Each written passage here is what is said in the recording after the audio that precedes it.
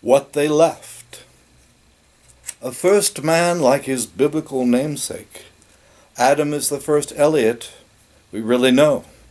My great-great-grandfather, who fled from what seems now a lush island Eden, left Ireland in 1848, a year of widespread mass uprisings against the monarchs of Europe. In Ireland, a time of famine and anti-British Protestant Catholic violence and agitation for tenants' rights, a time of spies and secret societies. So, on what likely was spring's first boat, Adam, his wife Eleanor, and John, their 22-year-old son, embarked on the paddle steamer Queen Victoria, a.k.a. British Queen, sailed to New York from Sligo in steerage. He, a man of 50, starting over, leaving his native land, she of similar age, all three turning their backs upon everything life had been, unaware or uncaring that every solution creates new problems. Unlike my researcher aunt, a Mormon driven to unearth dead ancestors, baptize them posthumously, 5 generations later, I seek only a little understanding, not anyone's salvation, least of all my own.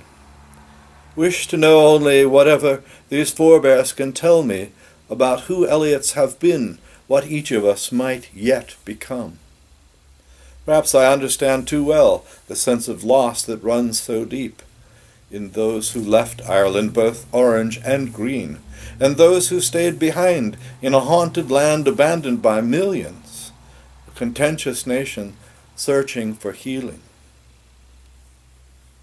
One in which, even during the 1830s, one observer could write of the long abuse of local resources, the kind of moonscape the county forsaken by my ancestors had become.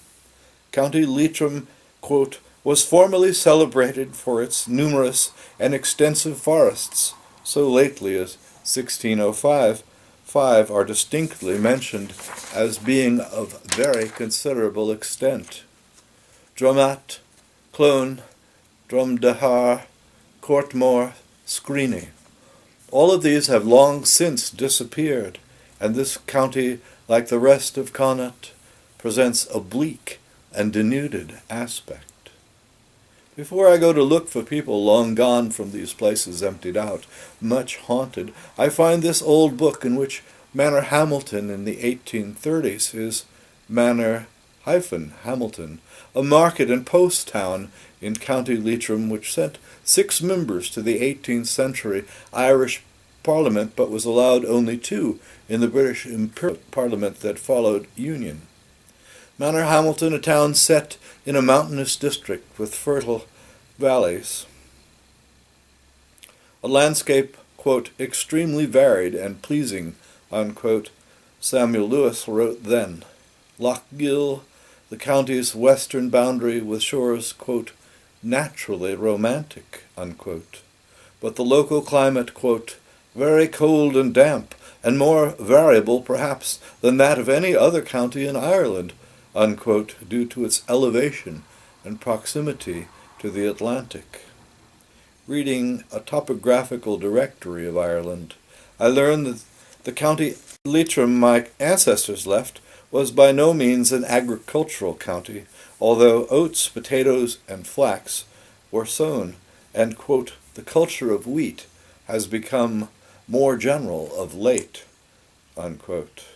Lewis bewailed local resistance to the progress of agricultural technology in this place where, quote, the wealthier farmers have introduced the Scotch plough, but the ploughman attached to the old method will not cut his furrow deep enough. Lewis reported, too, that, quote, fallowing is unknown and grass or clover seeds are rarely sown, unquote, adding that, quote, the land is scarcely ever manured for any but the potato crop, unquote. The town with its ruined castle, quote, on a gentle eminence, unquote, then formed one long street, quote, 233 houses, mostly thatched, unquote. And other records show that my great-great-grandfather lived next to what Lewis called the, quote, spacious and handsome market house in the center, having a large square at the back with ranges of slated buildings for provisions. The Manor Hamilton courthouse, called by Lewis a, quote, sessions house, unquote, featured an adjacent jail, a, quote, bridewell, unquote. Markets were held on Thursdays. Fairs, quote, chiefly for cattle, unquote, were held on May 8th, July 1st, the first Thursday in August, October 7th, the first Thursday in November, and the 12th of every other month. When I try to understand the way they lived, these Irish farmer Elliots who turned their backs on Ireland's green valleys, her mists and rains, waterfalls and rainbows, I turn to page 254, where Lewis notes that in Manor Hamilton, quote, almost every family, however poor, has one or more cows, and hence great quantities of butter are made, unquote, mostly for the English market. Quote, an orchard and a good kitchen garden is a usual appendage to the farmhouse, unquote. Farmhouses were, quote, usually long, narrow cabins. Farmhouses sometimes shelter the cattle in common with the family, unquote. The residential heating fuel of choice there in my great-great-grandfather's time was, quote, everywhere turf, procured in great abundance through every part of the county, unquote. Food was, quote, potatoes and oated bread, sometimes with butter or fish.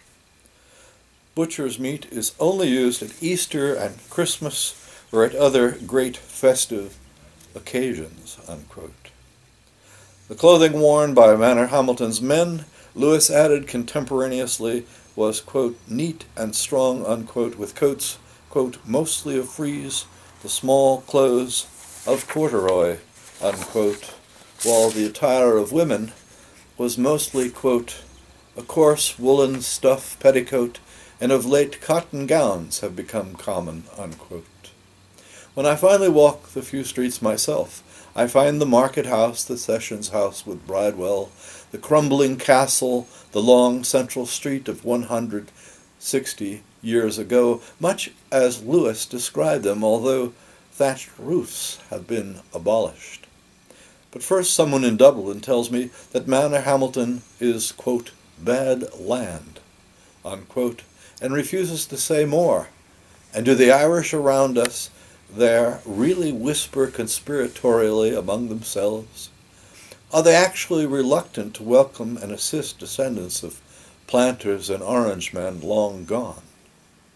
Yet even the small brick rental houses, now long vacant, the ones that Adam Elliott once may have owned, stand as described beside a ruined chapel, Manor Hamilton's first church of Ireland, meeting place, its disused graveyard now littered with a tumble of broken markers, names inscribed, meant to stand for eternity. But none say Elliott.